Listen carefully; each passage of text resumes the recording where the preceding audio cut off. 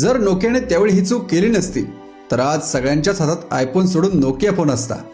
पण नोकियाने अशी काय चूक केली होती? तर गोष्ट आहे 2007ची। नोकिया त्यांच्या सिम्बायन सॉफ्टवेअर आणि मजबूत हार्डवेअरच्या जोरावर मार्केटमध्ये टॉपला होती। त्यांना वाटायचं आपले फोन दगडासारखे मजबूत आहेत, आपल्याला कोण हरवणार। पण याच काळात ॲपलचा आयफोन आणि दुसरं म्हणजे गुगलचं अँड्रॉइड मार्केटमध्ये आलं। लोक पहिल्यांदाच टचस्क्रीन फोन वापरू लागले। अशा वेळी नोकियाला वाटलं हे टचस्क्रीन वगैरे फॅड आहे, लोक परत कीबोर्डवालेच फोन वापरतील। पण इथेच त्यांची पहिली मोठी चूक झाली। लोकांना टचस्क्रीन फोन मधले स्मार्ट फीचर्स खूप आवडले, यामुळे नोकिया मागे पडू लागला। जेव्हा त्यांना ही चूक कळाली तेव्हा त्यांनी दुसरी मोठी चूक केली, ती म्हणजे अँड्रॉइड सोडून विंडोज सोबत पार्टनरशिप केली। आता प्रॉब्लेम असा झाला की विंडोज मध्ये ना धड ॲप्स होते ना तो लोकांना आवडला। थोडक्यात काय तर मार्केटमध्ये नवीन टेक्नॉलॉजीची लाट आली होती, पण नोकियाला ती पकडता आली नाही। त्यांचा ओव्हर कॉन्फिडन्स आणि वेळेनुसार न बदलण्याची जिद्द त्यांना नडली।